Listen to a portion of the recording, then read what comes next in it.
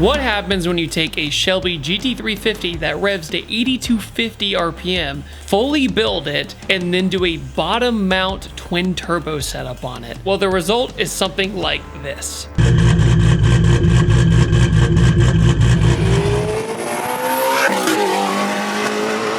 I flew up to Indianapolis, Indiana in order to see this absolute monster. The funny thing is, I actually drove this car a few years back with a Helion twin turbo kit on it, but this car is nothing like it was when I first drove it. This entire turbo kit was created in-house at FatHouse Performance. FatHouse does this incredible OEM looking twin turbo kit for the GT350, and if you popped the hood and didn't know what you were looking for, you would have no idea it was even twin turboed.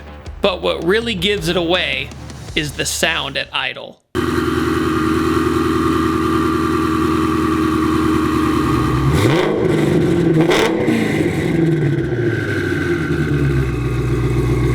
The first time I drove this car, it was 850 wheel horsepower. So how big of a difference does it feel when you go from 850 horsepower to 1300 wheel horsepower? So FatHouse invited me up to let me drive this absolute monster so we could find out.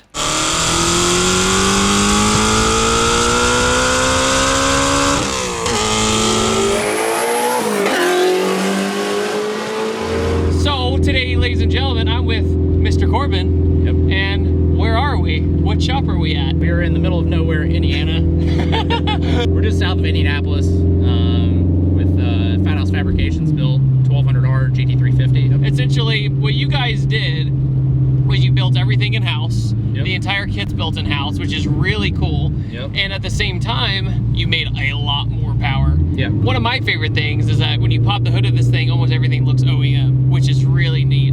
Because you go as far as repinning the fuse box and everything. Yeah, so, you know, when you pop the hood and look at it, I mean, everything is very, you know, we strive to be an OEM quality or better on every aspect of the car.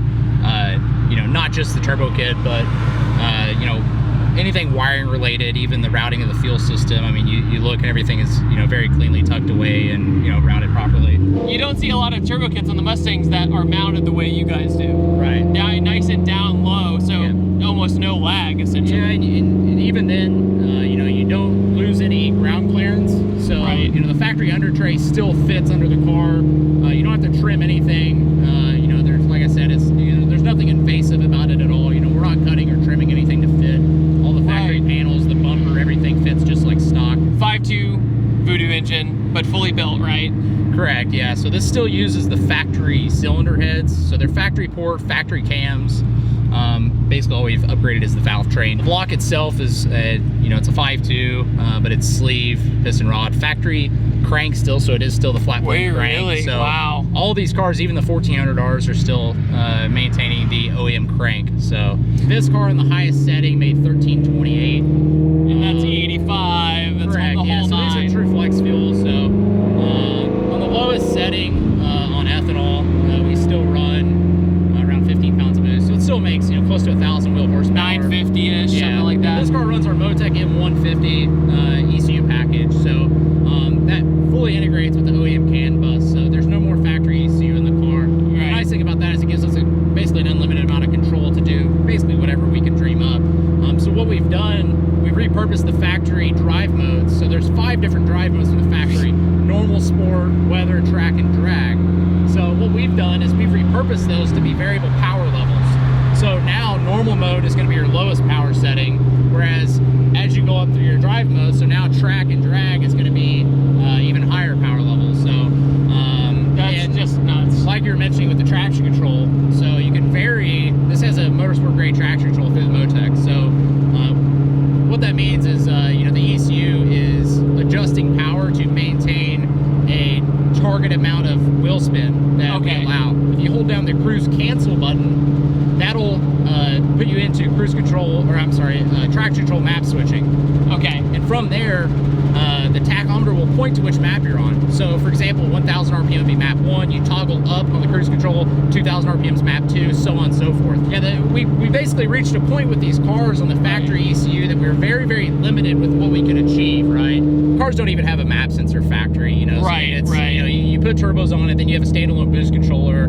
The ECU has no control over the boost that it makes, nor any fail safes. And then beyond that, to be able to manage the power was a huge challenge. Oh, I bet. So you go out in a car, we've made, basically 1,200 wheel horsepower with the stock ECU in these cars. Which is still bonkers. You have no per gear control, no traction control. So as soon as it detects any spin, it basically shuts the throttle, kills the power, the car falls on its face. Yeah, and it just kind of bucks forward a little bit. Right. So you turn the traction control off. Well, now the car just obliterates the tires anytime you get into power. Right. So in first gear, the car only runs about 5 pounds of boost because that's about all it can really hook. There's nothing you can do. And then second gear, obviously, it gets a little bit more power. Then third gear is about full power. But even then, this car will still maintain about 5 mile per hour of wheel spin to 130, which is the top of third. Top of third gear, because the gear ratios of these are so long. Right. Plus you're doing 8250 RPM. Right. It all adds up. Yeah, this car actually revs to about 8,800, but whoa, really? Factory's 8,300. So I'm gonna do my first baby pull. You ready? This is normal mode. All right, this is normal mode. Yeah.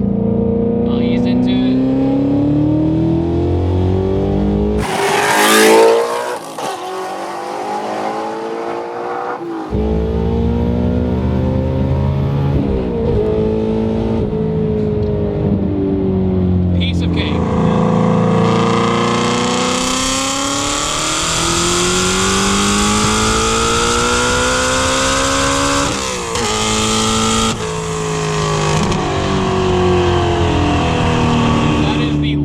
Third gear roll on I think I've ever done in my entire life. It's gracious. Yeah, so it's only 15 pounds right there. So first you're like, okay, Turbo Coyote. Yeah. All right, I know this. So you notice how these cars, they're very, this motor is very, very efficient at high RPM. So the factory cylinder heads are CNC ported.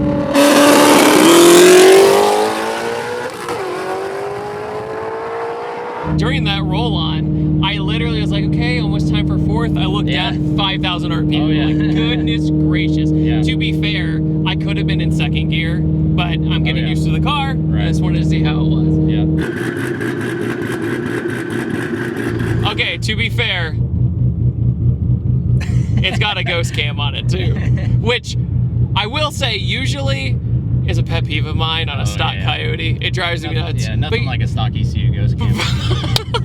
But I will say, with this kind of character this car is, I'm like, okay, that's fine. Basically, off camera a second ago, I did that first mode. It was no problem, right? And he goes, okay, you ready for drag mode already? I'm like, all right.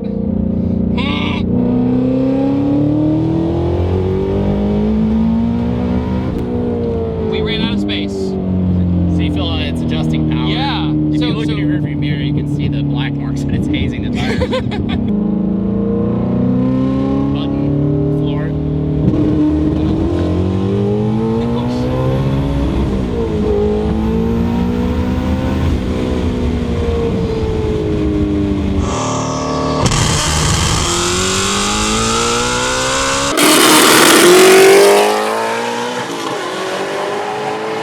In any other situation, if you were in a stock ECU, you're like, oh crap, we're breaking up. Like it's going through the RPM. But no, it's hooking perfectly. I'm not scared at all. It's really interesting because I've never felt MoTeC like this before. The only MoTeC car I've driven is that R35, but you're not dealing with rear wheel drive in the same way. Like we floored first, it's only 5 pounds. So.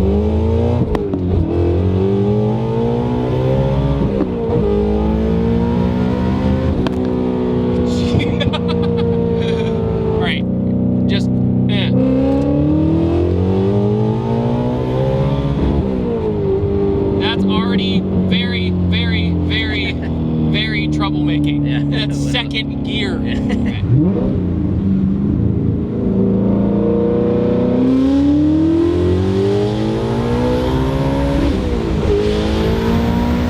God, third gear is a monster. And it's so interesting to see this motor grab so much power like this. The Voodoo alone is a great engine when you're just in the mountains. Right. But when you see it, you go, oh, I like air. Just throw it at it. Yeah. But no, on that note, anything else you want to add? No, check us out, FatHouseFab.com, obviously. Give us a call, check out our YouTube, Facebook page, FatHouse Fabrications. No, seriously, they do amazing work. I toured their shop earlier. I'll have a video up of that as well. They do incredible work. Everything's custom, your fabrication, welding, everything. It's absolutely incredible. So make sure to check them out. They're really good dudes, really fun to hang out with. Thanks so much for watching this, guys. I upload every Tuesday, Thursday, and Saturday, and I'll see you all next time. Bye. Go.